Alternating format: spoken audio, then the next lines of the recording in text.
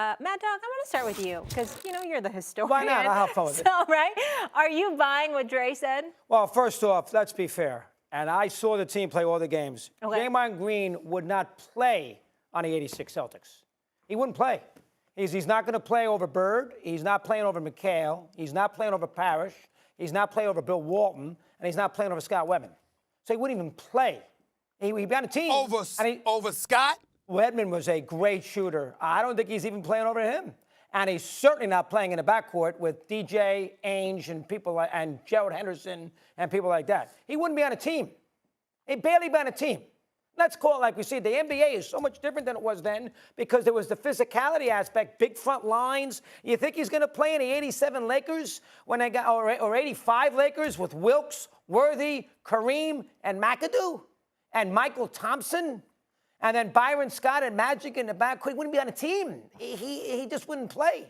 So, because he's physical, but in those days, they were rugged. They never called fouls. The game was much more centered in the paint because there wasn't a lot of three-point shooting. So they had 10 big bodies on a smaller scale. And the officials, a lot of times there weren't 3 officials. There was only 2 officials. So a lot more things went by. So listen, I'm not saying it's better basketball, but it's different basketball. And the way Green plays with his physicality and his size, they're much better.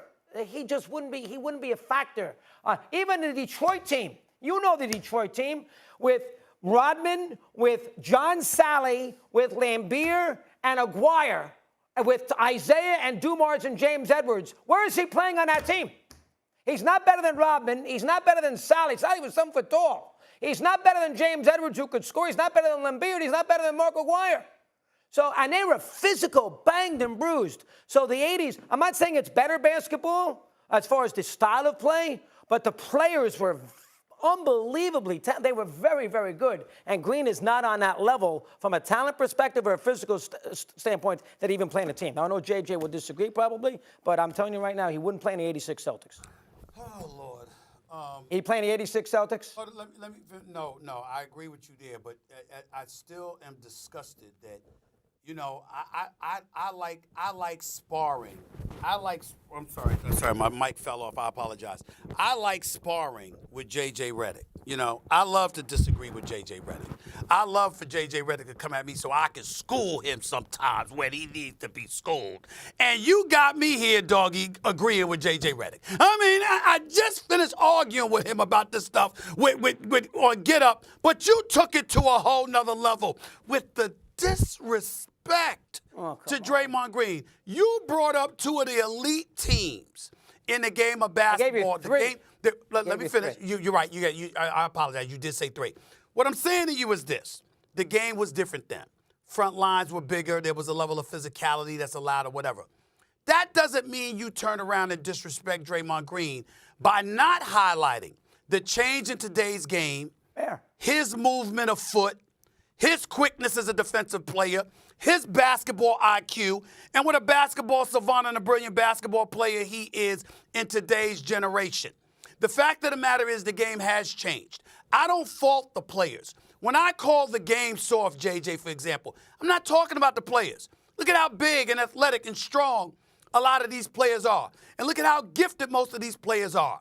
And obviously, JJ was right when you point out the game has been changed for the better from an offensive perspective. What I lament is the fact that every little thing is called. And because the players are smart enough to know how the game is called today, they try to capitalize off of that in a way that makes the game seem so much softer. I'm not talking about the physicality of the players themselves and what they're capable of. I'm talking about what the game is disallowed, how the players gravitate towards that, and try to milk it to such a degree that on far too many occasions we're looking at dudes that could be acting in Top Gun, for crying out loud, starring J.J. Redick. That's what I'm lamenting. I'm in no way trying to say that a player, and nor do I believe that today's player should be disrespected like they couldn't compete in that era physically, capability-wise, in terms of their athletic prowess and the gifts that they have on a basketball court. I'm talking about the game being called softer and players trying to capitalize off of that Thanks for watching ESPN on YouTube. For live streaming sports and premium content, subscribe to ESPN Plus.